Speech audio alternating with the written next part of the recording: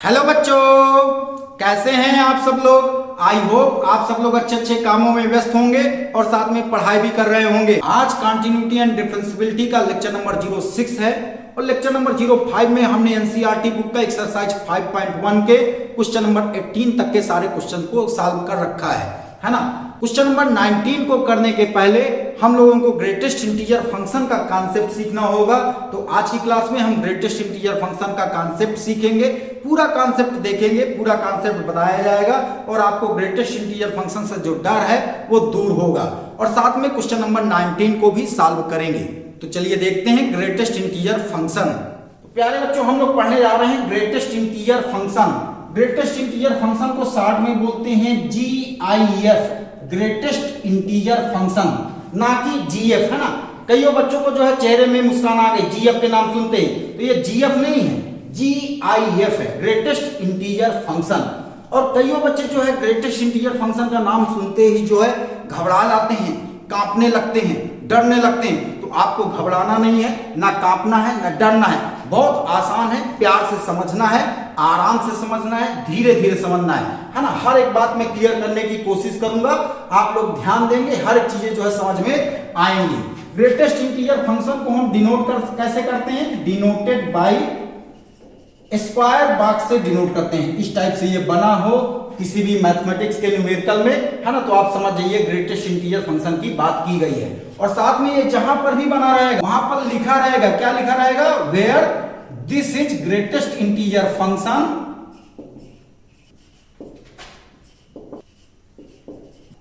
Less than or equal to x, है ना, ये लिखा हो और साथ में ये लिखा हो greatest integer function less than or equal to x, तो आप समझ जाइए ग्रेटेस्ट इंटीजर फंक्शन की बात की जा रही है। इसका ज्यादातर यूज जो है कैलकुलस में होता है ना। तो हम चलिए समझते हैं ये ग्रेटेस्ट इंटीजर फंक्शन होता क्या है ना। सबसे पहले आप इंटीग्रल वैल्यू में समझिएगा। जैसे मान लीजिए मुझे -4 का ग्रेटेस्ट इंटीजर निकालना है, तो -4 का ग्रेटेस्ट इंटीजर वैल्यू होगी -4, ठीक है। ये -4 निगेटिव में इंटीजर वैल्यू है, तो इसका ग्रेटेस्ट इंटीजर की वैल्यू होगी -4। अगर -3 का मैं ग्रेटेस्ट इंटीजर की वैल्यू निकालूंगा तो ये होगा -3। और अगर मैं -2 का ग्रेटेस्ट इंटीजर की वैल्यू निकालूंगा तो ये होगा -2।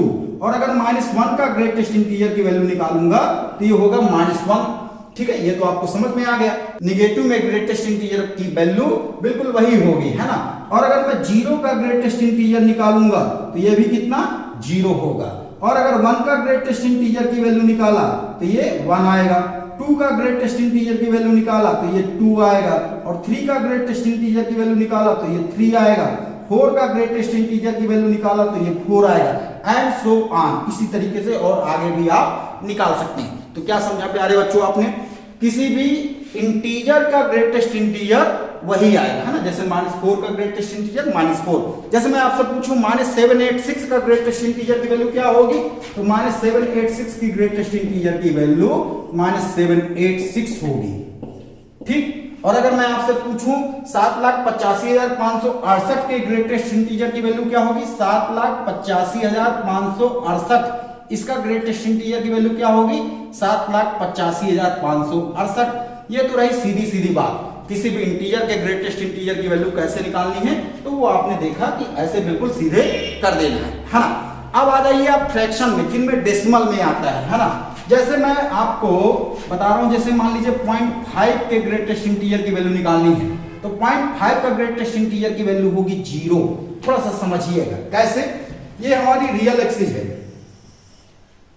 रियल एक्सिस में यहां आता है +∞ और इधर साइड आता है -∞।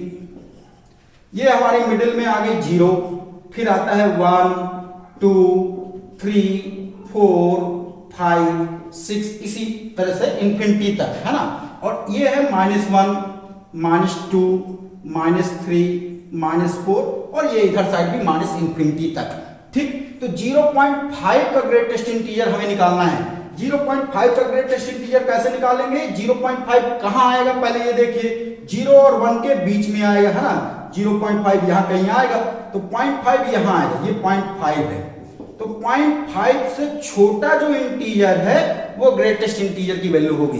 0.5 से पहले जो आया है, तो 0.5 से पहले क्या आया है 0, तो इस ग्रेटेस्ट इंटीजर 0.5 की वैल्यू कितनी 0 होगी।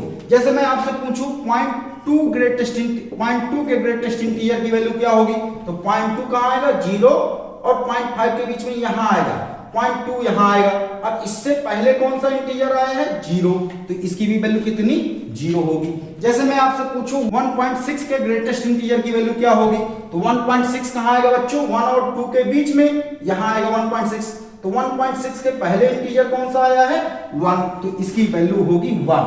जैसे मैं आपसे पूछूं 3.6 के ग्रेटेस्ट इंटीजर की वैल्यू क्या होगी, तो 3.6 कहां आएगा 3 और 4 के बीच में है ना, तो 3.6 यहां कहीं आएगा, तो इससे पहले इंटीजर कौन सा आया है 3, तो इसकी वैल्यू होगी 3 है ना। जैसे मैं आपसे पूछूं 4.7 कहां आएगा 4 और 5 के बीच में यहां, तो इससे पहले कौन सा इंटीजर आया है 4, तो इसके 4.7 के ग्रेटेस्ट इंटीजर की वैल्यू कितनी 4 होगी। ठीक है ना, समझ रहे हैं बच्चों, ध्यान दीजिएगा। ठीक, अब ये रही बात। अब कुछ बच्चे अपने मन से दिमाग लगाने लगे होंगे, कुछ एक्स्ट्रा ऑर्डिनरी वाले बच्चे रहते हैं, 0.5 है तो 0 आया, 0.2 है तो 0 आया, ये आया 0 है ना, 0.5 है तो 0 आया, 0.2 है तो 0 आया, 1.6 है तो 1 आया, 3.6 है तो 3 आया, 4.7 है तो 4 आया, है ना। खैर ठीक लगा रहे हैं दिमाग, लेकिन आप आगे देखिएगा है ना। अब जैसे मान लीजिए मुझे -1.2 का ग्रेटेस्ट इंटीजर की वैल्यू निकालना है, तो -1.2 पहले रियल एक्सिस में आता कहां है, रियल लाइन में है ना। -1.2 -1 और -2 के बीच में यहां कहीं आएगा, -1.2 यहां होगा। अब इसकी वैल्यू क्या होगी -1 होगी ना, -1 नहीं होगी, -1 के पहले कौन सा इंटीजर आया है -2, तो -1.2 के ग्रेटेस्ट इंटीजर की वैल्यू -2 होगी है ना। तो यहां पर ऐसा नहीं चल रहा, ये 4 है तो 4 आया, यहाँ -1 है तो -1 आएगा ना। यहाँ -1.2 से पहले कौन सा इंटीजर था, तो -1.2 से पहले कौन सा इंटीजर -2 था, तो यहाँ पर -2 आया है ना। जैसे मैं आपसे पूछूं -3.4 के ग्रेटेस्ट इंटीजर की क्या वैल्यू होगी है ना, -3.4, तो -3.4 कहाँ आएगा, -3 और -4 के बीच में यहाँ कहीं आएगा, तो इससे पहले कौन सा इंटीजर आया है -4, तो ये आया -4। ठीक, जैसे मैं आपसे पूछूं -7.8 का ग्रेटेस्ट इंटीजर की वैल्यू क्या होगी, तो -7.8 के पहले कौन सा इंटीजर आएगा -8 है ना। तो ये ग्रेटेस्ट इंटीजर की जो वैल्यू आती है उसके पहले कौन सा इंटीजर आया है, अगर ये इंटीजर है तो बिल्कुल वही वैल्यू होगी, और अगर ये डेसिमल में है ना, तो 0.5 के पहले कौन सा इंटीजर आता है 0, 0.2 के पहले कौन सा इंटीजर आता है 0, 1.6 के पहले कौन सा इंटीजर आता है 1, 3.6 के पहले कौन सा इंटीजर आता है 3, 4.7 के पहले कौन सा इंटीजर आता है 4, -1.2 के पहले कौन सा इंटीजर आता है -1 नहीं आता, -2 आता है, -3.4 के पहले कौन सा इंटीजर आता है -4, -7.8 के पहले कौन सा इंटीजर आता है -8। जैसे मैं आपसे पूछूं 7,85,568.321 इसके ग्रेटेस्ट इंटीजर की वैल्यू बताइए, तो इसके ग्रेटेस्ट इंटीजर की वैल्यू क्या होगी 7,85,568। ठीक, अब अगर इसी तरीके से मैं आपसे पूछूं -7,85,568.321 का ग्रेटेस्ट इंटीजर की वैल्यू क्या होगी, तो इसकी ग्रेटेस्ट इंटीजर की वैल्यू क्या होगी -7,85,568 नहीं 569, 70 में 1 कम 69 जिसे बोलते हैं है ना, तो -7,85,569 है ना। ठीक, तो ये इस तरीके से ये ग्रेटेस्ट इंटीजर की हम वैल्यू निकालते हैं। अब थोड़ा सा और समझिएगा, जैसे मैं आपसे पूछूं पाई का ग्रेटेस्ट इंटीजर की वैल्यू क्या होगी, पाई का, अब आपको मालूम होना चाहिए पाई की वैल्यू क्या होती है, तो पाई की वैल्यू क्या होती है प्यारे बच्चों 3.14 है ना, तो पाई की वैल्यू होती है 3.14, तो पाई का ग्रेटेस्ट इंटीजर मतलब 3.14 का ग्रेटेस्ट इंटीजर कितना होगा 3 होगा। ठीक है ना, समझ रहे हैं, आराम से समझिएगा प्यार से। इंटीजर का ग्रेटेस्ट इंटीजर होगा, और डेसिमल वालों का ग्रेटेस्ट इंटीजर कैसे निकाले अभी मैंने समझाया है ना। जिस डेसिमल का ग्रेटेस्ट इंटीजर की वैल्यू निकालनी है उसके पहले वाला इंटीजर आएगा है ना, आप ऐसे ड्रा करके निकाल सकते हैं या सीधे दिमाग से निकाल सकते हैं। अब जैसे मैं आपसे पूछूं ln2 का ग्रेटेस्ट इंटीजर की वैल्यू क्या होगी, ln2, अब ln2 को बोलते हैं, ये नेचुरल लॉग है ना, इसे बोलते हैं log2, और जिसका बेस कितना e हो, है ना। तो log2 बेस e की वैल्यू क्या होती है 0.6931, है ना। तो 0.6931 होती है, ln2 बोले या log2 बोले, बेस e वाला, तो इसकी वैल्यू होती है 0.6931। तो इसकी ग्रेटेस्ट इंटीजर की वैल्यू क्या होगी 0। क्यों होगी, आप ये रियल एक्सिस से भी देख सकते हैं। 0.6931 कहां आएगा, 0 और 1 के बीच में, यहां आएगा। तो इससे पहले वाला इंटीजर हमारा होगा कितना 0। ठीक, जैसे मैं आपसे पूछूं -पाई का ग्रेटेस्ट इंटीजर की वैल्यू क्या होगी -पाई का, तो -पाई का ग्रेटेस्ट इंटीजर को हम लिख सकते हैं -3.14। तो इसके ग्रेटेस्ट इंटीजर की वैल्यू क्या होगी -4, ना कि -3। सावधानी बरतनी है, और जहां सावधानी हटती है वहां दुर्घटना घटती है, तो आपको सावधानी बरतनी है। निगेटिव वाला फ्रैक्शन संख्या है ना, तो -3.14 आया, तो यहां आएगा -4। -3.14 कहां आएगा, -3 और -4 के बीच में, यहां कहीं आएगा। तो इससे पहले वाला इंटीजर कौन सा हुआ -4, ध्यान दीजिएगा, है ना। जैसे मैं आपसे पूछूं ग्रेटेस्ट इंटीजर √2 की वैल्यू क्या होगी, √2। अब आपको मालूम होना चाहिए √2 कितना होता है 1.414, है ना। तो 1.414, इसके ग्रेटेस्ट इंटीजर की वैल्यू क्या होगी 1, है ना। जैसे मैं आपसे पूछूं ग्रेटेस्ट इंटीजर √3 की वैल्यू क्या होगी, तो ये कितना होता है 1.732, 1.732। तो 1.732 आएगा अपना रियल एक्सिस में यहां पर। तो इससे पहले का इंटीजर कौन सा होगा 1, तो ये आ गया 1। ठीक, जैसे मैं आपसे पूछूं ग्रेटेस्ट इंटीजर √3 - 2, ग्रेटेस्ट इंटीजर √3 - 2 की वैल्यू कितनी होगी, इसकी वैल्यू, है ना। तो आप ध्यान दीजिएगा √3 की वैल्यू हो गई 1.732, और 1.732 में से 2 माइनस करेंगे तो ये आएगा दशमलव में माइनस में 0 पॉइंट कुछ समथिंग आएगा, है ना। -0 पॉइंट समथिंग कुछ आएगा, -0 पॉइंट समथिंग कुछ आएगा। कितना आएगा 10 में 2 8, 9 में 3 6, 9 में 7 2, तो -0.268 आएगा। अब -0.268 कहां आएगा 0 और -1 के बीच में, यहां कहीं आएगा, है ना। तो इसके ग्रेटेस्ट इंटीजर की वैल्यू कितनी होगी -1। ठीक, तो इस तरीके से हम ग्रेटेस्ट इंटीजर की वैल्यू निकालते हैं। अब इन्हीं सारे रिजल्ट से ग्रेटेस्ट इंटीजर फंक्शन को मैं कैसे लिख सकता हूं वो थोड़ा सा देखिएगा, है ना। इधर का मैं डिलीट किए दे रहा हूं।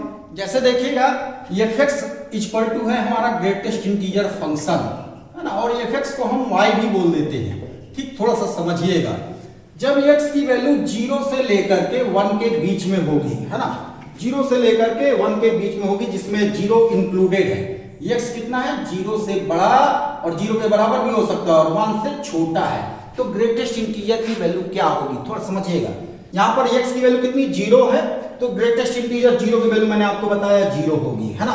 और 0 से थोड़ा सा भी बड़ा होगा, कहां तक 1 तक, इसमें 1 इंक्लूडेड नहीं है, 0.2 है, तो ग्रेटेस्ट इंटीजर की वैल्यू तब भी 0 होगी।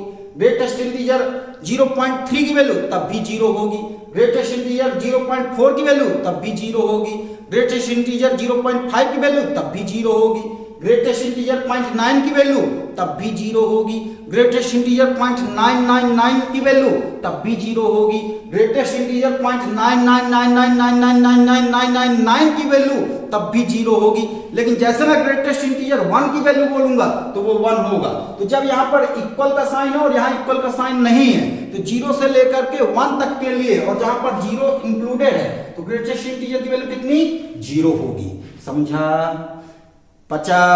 नहीं पचा? फिर बताओ। ठीक, अब फिर से देखिएगा, अगर मेरी x की वैल्यू 1 से लेकर के 2 तक है, जिसमें 1 इंक्लूडेड है ना, 1 इंक्लूडेड है, तो ग्रेटेस्ट इंटीजर की वैल्यू क्या होगी। जैसे मैं मान लीजिए x की वैल्यू 1 रखता हूं, तो ग्रेटेस्ट इंटीजर 1 की वैल्यू कितनी होती है 1, है ना। अब 1 से थोड़ा सा आगे, और कहां तक 2 तक, 2 के बराबर नहीं, 2 तक, 2 के अंदर, है ना। तो 1 से लेकर के 2 तक कोई भी वैल्यू मैं डालूंगा तो ग्रेटेस्ट इंटीजर की वैल्यू कितनी आएगी। जैसे 1.1 का ग्रेटेस्ट इंटीजर 1, 1.2 का ग्रेटेस्ट इंटीजर की वैल्यू 1, 1.3 का ग्रेटेस्ट इंटीजर की वैल्यू 1, तो 1 पॉइंट कुछ भी होगा तो उसकी ग्रेटेस्ट इंटीजर की वैल्यू कितनी 1 होगी। ठीक, अब इसी तरीके से मैं 2 से लेकर के 3 तक की वैल्यू डालता हूं, 2 < x <3, तो इसकी ग्रेटेस्ट इंटीजर की वैल्यू कितनी 2 होगी, है ना, आप चेक कर लीजिए। ठीक, आप निगेटिव साइड में आते हैं। अगर मैं यहाँ पर -1 से लेकर के 0 तक की वैल्यू डालता हूं, है ना, -1 से लेकर के 0 तक की वैल्यू, जहां पर -1 इंक्लूडेड है, -1 में इक्वल का साइन है। ठीक, तो -1 से लेकर के 0 तक की वैल्यू डालता हूं तो ग्रेटेस्ट इंटीजर की वैल्यू कितनी आएगी? -1 आएगी। आप चाहो तो चेक कर लो, है ना। यहाँ पर -1 और 0 के बीच में मैं मान लीजिए 0.85 डाला, है ना, 0.85 किसमें? निगेटिव में, -0.85 डाला तो इसके ग्रेटेस्ट इंटीजर की वैल्यू कितनी? -1 होगी। -0.5 डाला, -0.5, तब भी इसके ग्रेटेस्ट इंटीजर की वैल्यू, इसके पहले वाला इंटीजर -1 आएगा। -0.3 डाला, तब भी इसके ग्रेटेस्ट इंटीजर की वैल्यू -1 होगी, है ना। अगर मैं -2 से लेकर के -1 तक की वैल्यू डालता हूं, है ना, तो इसके ग्रेटेस्ट इंटीजर की वैल्यू कितनी? -2 आएगी। ठीक है ना, आप देख लीजिए, क्लियर कर लीजिए, समझ लीजिए। ठीक, तो ग्रेटेस्ट इंटीजर फंक्शन को मैं ऐसा भी लिख सकता हूं। ठीक, अब रही बात इस ग्रेटेस्ट इंटीजर फंक्शन के डोमेन और रेंज की। तो ग्रेटेस्ट इंटीजर फंक्शन का डोमेन क्या होता है?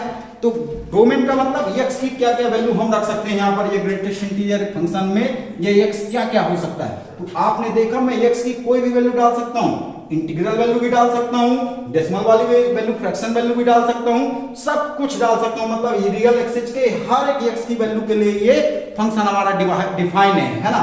तो ग्रेटेस्ट इंटीजर फंक्शन का जो डोमेन होगा, डोमेन, इसका डोमेन क्या होगा? ऑल रियल नंबर, है ना, ऑल वैल्यूज ऑफ x। ठीक, ग्रेटेस्ट इंटीजर फंक्शन का domain all values of x, हर एक रियल नंबर हो सकता है, हर एक रियल नंबर x की कोई भी वैल्यू के लिए जो है ये फंक्शन डिफाइन है। ठीक, और इसका रेंज क्या होगा? रेंज किसका? ग्रेटेस्ट इंटीजर फंक्शन का। रेंज की बात करूं मैं, यहां पर x की कोई भी वैल्यू डालूं, कोई भी वैल्यू, है ना, कुछ भी डालता हूं तो यहां पर जो इसका आउटपुट मिलता है ये -786, -4, -3, 1, 1, -1, -2, -1, 0, ये आउटपुट इसका क्या मिल रहा है? इंटीग्रल वैल्यू मिल रही है ना। तो यहाँ पर इंटीजर मिलता है, इंटीजर। तो इसका जो आउटपुट होता है वो इंटीजर होता है। इंटीजर का मतलब पॉजिटिव इंटीजर भी हो सकते हैं, निगेटिव इंटीजर भी हो सकते हैं, एज वेल एज 0 भी हो सकता है। ठीक, तो ये सारी बातें हमारी ग्रेटेस्ट इंटीजर फंक्शन की रही। अब ग्रेटेस्ट इंटीजर फंक्शन का हम ग्राफ कैसे बनाते हैं, है ना, तो वो देखिएगा। ग्रेटेस्ट इंटीजर फंक्शन का ग्राफ भी आप थोड़ा सा समझिएगा। अगर इतनी सारी बातें आप समझ गए हैं तो ग्रेटेस्ट इंटीजर फंक्शन का ग्राफ भी आपको समझ में आएगा। तो चलिए देखते हैं ग्रेटेस्ट इंटीजर फंक्शन का graph. Graph of greatest integer function. ठीक, कैसे हम ग्राफ बनाएंगे इसका देखिएगा। ये कार्टेशियन प्लेन है, ये एक्स एक्सिस और Y axis.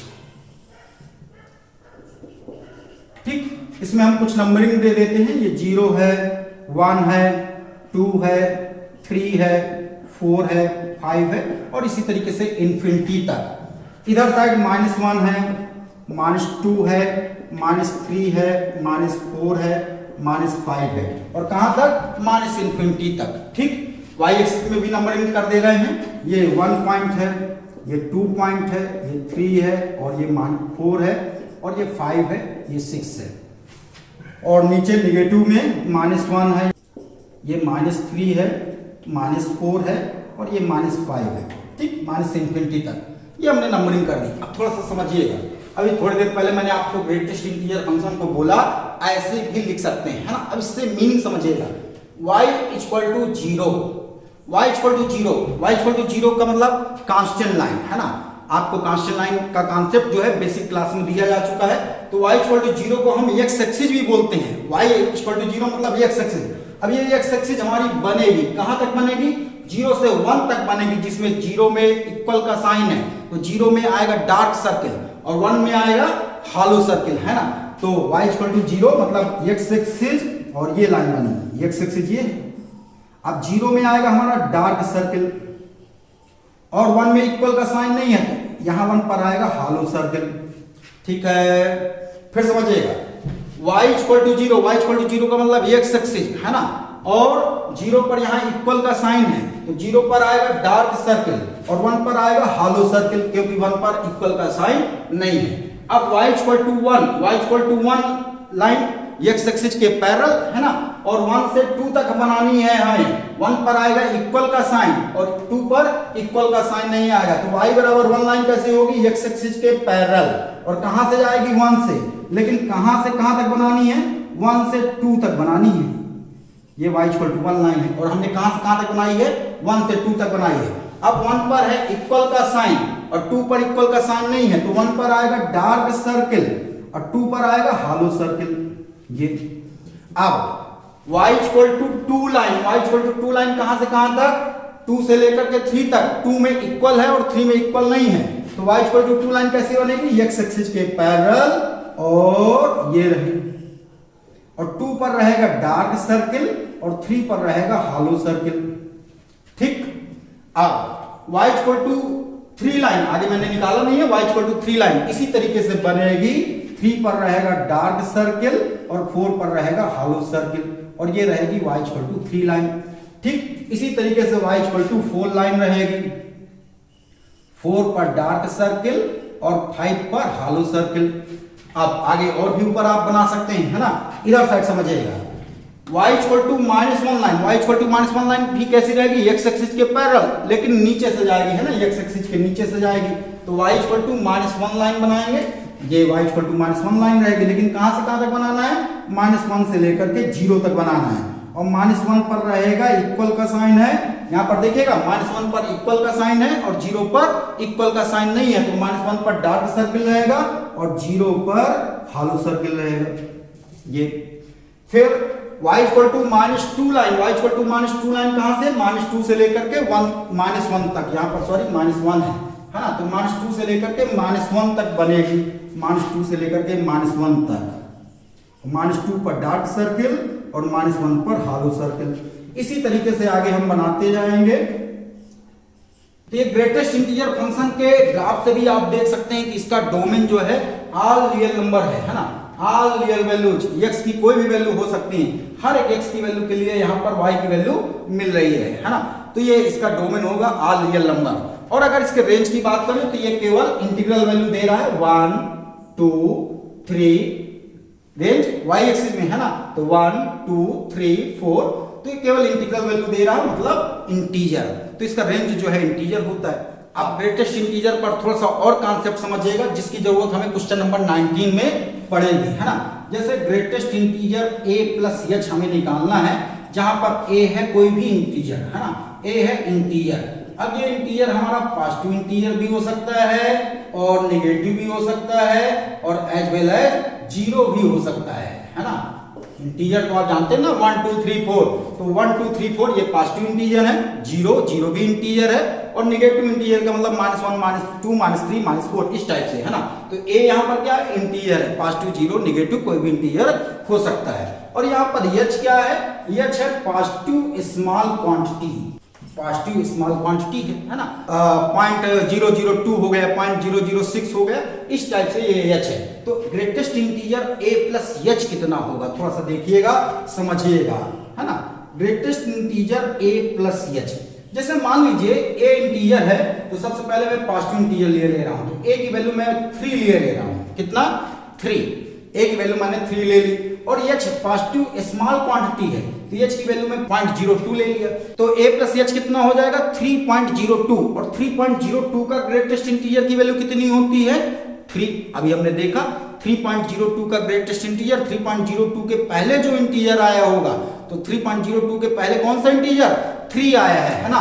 a plus h का ग्रेटेस्ट इंटीजर कितना होगा 3, है ना, मतलब a ही निकल करके आ रहा है, तो ये a निकल करके आया। ठीक, अब इसी चीज को और कोई भी नंबर के लिए आप चेक कर सकते हो। a की वैल्यू मान लीजिए 5 ले लिया, a की वैल्यू 5 और h की वैल्यू मैंने 0.03 ले लिया, तो ये हो जाएगा 5.03, और 5.03 का ग्रेटेस्ट इंटीजर कितना 5 निकलेगा, मतलब a ही निकल रहा है, तो a प्लस h का ग्रेटेस्ट इंटीजर कितना a लिख सकता हूं। अगर मैं 0 लेता हूं, a की वैल्यू मैं मान लीजिए 0 लेता हूं, 0 a की वैल्यू 0 लेता हूं और h की वैल्यू मान लीजिए 0.0002 ले रहा हूं, a प्लस h कितना होगा 0.002, है ना। तो a प्लस h का ग्रेटेस्ट इंटीजर कितना होगा, मतलब 0.002 का ग्रेटेस्ट इंटीजर कितना होगा 0, फिर से ये a आया, है ना, a निकल करके आया। अब अगर मैं यहाँ पर नेगेटिव संख्या कोई ले रहा हूँ, मान लीजिए a की वैल्यू मैं -5 ले रहा हूँ, a की वैल्यू -5 और h की वैल्यू मैं 0.02 ले रहा हूँ, है ना। a की वैल्यू मैंने लिया -5 और h की वैल्यू लिया 0.02, तो a प्लस h कितना होगा, a प्लस h आएगा कितना, -4.98 और -4.98 का ग्रेटेस्ट इंटीजर मतलब a प्लस h का ग्रेटेस्ट इंटीजर, तो a प्लस h का ग्रेटेस्ट इंटीजर कितना आएगा, -4.98 के पहले वाला इंटीजर कौन सा आता है, -5, तो -5 आया मतलब a ही आया। तो ध्यान दीजिएगा, अगर a इंटीजर है और h कोई पॉजिटिव स्मॉल क्वांटिटी है तो greatest integer a plus h कितना होता है, a। आप इस रिजल्ट को ध्यान रखिएगा, क्वेश्चन नंबर 19 में इसकी जरूरत पड़ेगी। और साथ में ये भी याद रखिएगा कि a क्या है, कोई भी इंटीजर है और h क्या है, पॉजिटिव स्मॉल क्वांटिटी है। अब अपन देखेंगे greatest integer a minus h की वैल्यू क्या होगी। Greatest integer a minus h की वैल्यू क्या होगी।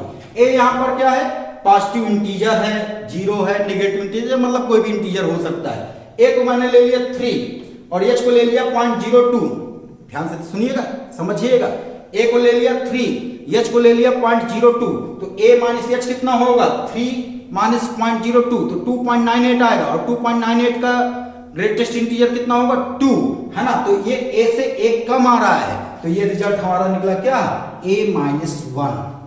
ठीक, अब अगर मैं a की वैल्यू 0 ले लेता हूं और h की वैल्यू कितनी 0.02 ले लेता हूं तो a माइनस h कितना होगा, -0.02 और इसका ग्रेटेस्ट इंटीजर कितना होगा, -0.02 का। यहाँ रियल एक्सिस में देख लीजिए, ये 0 है, ये -1 है, तो -0.02 यहाँ आएगा, है ना। तो इससे पहले वाला इंटीजर कितना, -1, है ना। तो यहाँ पर 0 है तो ये -1 आ रहा है।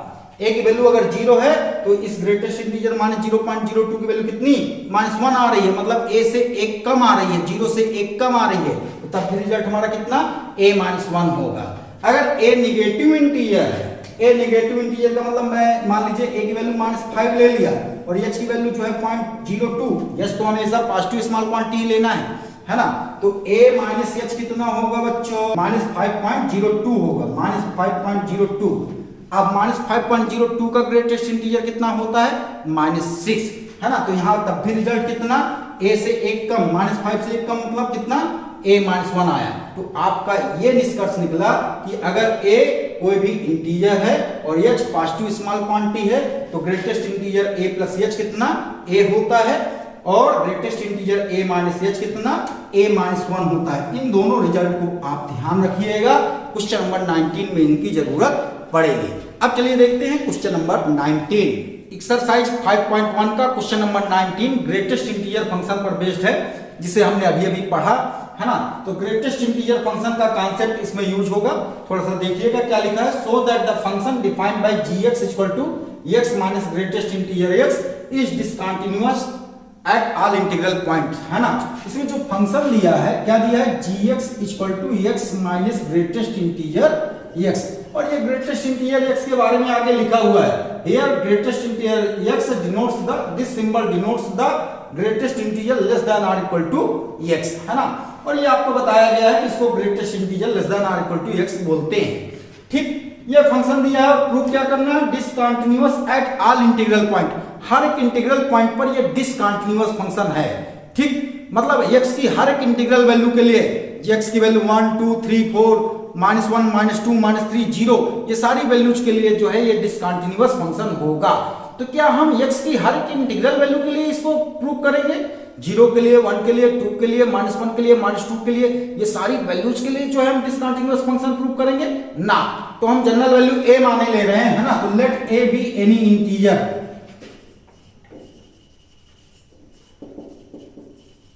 और ये a इंटीजर कुछ भी हो सकता है, 0 हो सकता है, -1 हो सकता है, -2 हो सकता है, -3 हो सकता है, लेकिन फ्रैक्शन नहीं होगा, है ना। Let a be any integer, हमने a को इंटीजर माना और ये पॉजिटिव इंटीजर भी हो सकता है, नेगेटिव इंटीजर भी हो सकता है और 0 भी हो सकता है। ठीक, तो a पर हम लेफ्ट हैंड लिमिट निकालेंगे, राइट हैंड लिमिट निकालेंगे और फंक्शन की वैल्यू निकालेंगे। अगर ये तीनों बराबर आ जा रही हैं तो मतलब ये हर एक इंटीजर वैल्यू के लिए कंटीन्यूअस है, और अगर नहीं आ रही हैं तो मतलब ये डिसकंटीन्यूअस है। तो सबसे पहले हम लेफ्ट हैंड लिमिट निकालते हैं। तो left hand limit left hand limit कहां पर, ए पॉइंट पर, है ना। तो limit x tending to a minus क्यों लिखा, a से थोड़ा सा कम के लिए, है ना। लेफ्ट हैंड लिमिट में हम a माइनस ही लिखते हैं और यहाँ पर fx नहीं लिखेंगे, gx लिखेंगे क्योंकि क्वेश्चन में gx गिवन है। अब यहाँ पर gx फंक्शन क्या है, x minus greatest integer x, और यहाँ पर x tending to a minus h लिख सकते हैं, जैसा भी आपने पुरानी क्लासेज में किया है, पिछले क्लासेज में, है ना। बिल्कुल सेम प्रोसेस है, केवल यहाँ पर ग्रेटेस्ट इंटीजर फंक्शन का और थोड़ा सा कॉन्सेप्ट लग रहा है, बाकी सारा काम बिल्कुल वैसा ही है। अब x की जगह रख दीजिए a माइनस h और h को टेंड करा दीजिए जीरो की तरफ, है ना। तो limit x tending to zero और x की जगह रख दे रहे हैं a माइनस h, फिर minus greatest integer a minus h। अब थोड़ी देर पहले मैंने आपको बताया greatest integer a minus h कितना होता है। अगर आपको कंफ्यूजन है तो आप एक एग्जाम्पल लेकर के चेक कर लीजिए और वहां से आपका निष्कर्ष निकल आएगा। Greatest integer a minus h निकालना है। मान लीजिए a की वैल्यू मैं 5 ले रहा हूं और h की वैल्यू मैं 0.02 ले रहा हूं, है ना। h छोटा सा स्मॉल क्वांटिटी है ना, पॉजिटिव स्मॉल क्वांटिटी है। तो a माइनस h क्या होगा, 5 माइनस 0.02, तो 5 माइनस 0.02 करेंगे तो कितना आएगा 4.98। अब 4.98 का ग्रेटेस्ट इंटीजर क्या होगा 4, है ना, मतलब a से एक कम आ रहा है। तो a माइनस h का ग्रेटेस्ट इंटीजर कितना होगा a माइनस 1, है ना। तो इसकी जगह मैं a माइनस 1 लिखे दे रहा हूं, तो ये हो जाएगा limit x tending to zero, फिर a माइनस h और greatest integer a minus h की वैल्यू कितनी a माइनस 1। अब यहां से a प्लस का और a माइनस का कटकटा जाएंगे, तो ये आ जाएगा कितना limit x tending to zero, फिर माइनस h और माइनस ये प्लस हो जाएगा, तो माइनस h प्लस 1 आया। अब h की वैल्यू 0 पुट कर दीजिए, h की वैल्यू 0 पुट करेंगे तो ये आ जाएगा 1, है ना। तो लेफ्ट हैंड लिमिट हमने निकाला और ये आया 1। अब इसी तरीके से हम राइट हैंड लिमिट निकालते हैं। तो राइट हैंड लिमिट क्या होगी प्यारे बच्चों, limit x tending to a plus gx, फिर gx की जगह मैं क्या रखूंगा x minus greatest integer x, और x टेंडिंग टू यहां पर a प्लस की जगह लिखूंगा a प्लस h। ये सब चीजों में आपको महारत हासिल हो जानी चाहिए, बहुत सारे क्वेश्चन हम कर चुके हैं। अब x की जगह क्या रखूं a प्लस h और h को टेंड करा दूं जीरो की तरफ, है ना। तो limit x tending to zero और यहां पर रख दिया a प्लस h और फिर minus greatest integer a plus h। अब greatest integer a plus h क्या होता है, थोड़ी देर पहले हमने देखा, आप चाहो तो फिर से रफ में चेक कर लीजिए। Greatest integer a plus h, ठीक। a की वैल्यू मैं मान लीजिए 4 ले रहा हूं और h की वैल्यू मैं 0.02 ले रहा हूं, तो ये हो गया 4.02 और 4.02 का ग्रेटेस्ट इंटीजर कितना 4 आएगा। 4 आने का मतलब a ही निकल के आ रहा है, तो greatest integer a plus h कितना होगा a, है ना। तो greatest integer a plus h की जगह मैं a लिख सकता हूं, तो यहां पर लिख देता हूं limit x tending to zero a plus h और फिर माइनस a, तो यहां से a कटकटा गए। अब यहां आया limit x tending to h और h की वैल्यू मैं डाल दूंगा 0, है ना। तो लिमिट x टेंडिंग टू 0 और h आया, h की वैल्यू 0 डालूंगा तो ये कितना आया 0। तो लेफ्ट हैंड लिमिट प्यारे बच्चों 1 निकल करके आए और राइट हैंड लिमिट 0 निकल करके आए। तो क्या मैं फंक्शन की वैल्यू निकालूं एट x बराबर 0 पर, सॉरी एट x बराबर a पर, बिल्कुल नहीं निकालूंगा। क्यों नहीं निकालूंगा, क्योंकि लेफ्ट हैंड लिमिट 1 आई, राइट हैंड लिमिट 0 आई और दोनों इक्वल नहीं आ रही हैं। तो यहीं से हमारा प्रूव हो गया कि ये x बराबर a पर डिसकंटीन्यूअस है ना। लेफ्ट हैंड लिमिट और राइट हैंड लिमिट बराबर नहीं आ रही है ना। तो क्योंकि left hand limit does not equal to right hand limit, और कहां पर x बराबर a पॉइंट पर, है ना। तो इसका मतलब x बराबर a पर ये डिसकंटीन्यूअस है और a हमारा क्या है इंटीजर, मतलब हर एक इंटीजर वैल्यू के लिए ये फंक्शन डिसकंटीन्यूअस है ना। Therefore given function is discontinuous function for all integral point या ऑल इंटीजर्स आप लिख सकते हो, है ना।